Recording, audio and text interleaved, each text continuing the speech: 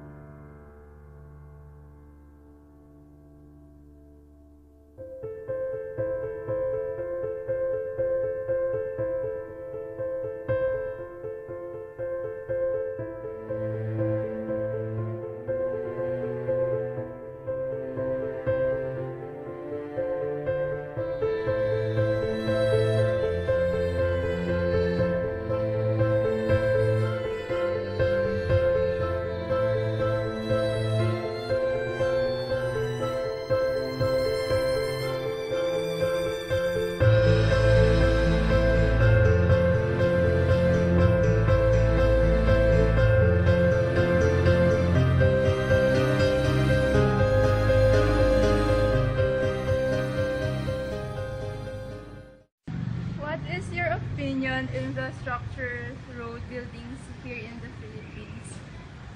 Masasabi ko lang, yung ibang structures, hindi matibay, madaling masira, magkakaroon ng cracks.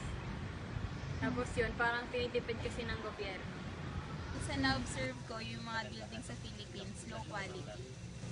Yung opinion ko tungkol sa mga building dito sa Pilipinas, halatang tinipid. Are you aware that there's a corruption going on in the construction industry in the Philippines? Oo naman. What do you think is the effect of corruption in our structures? Ayun nga, dahil sa tinitipid nila yung mga materyales na ginagamit nila, mabilis mag-crack yung mga sa simpleng earthquake lang, nagka-crack na tapos tumataas yan.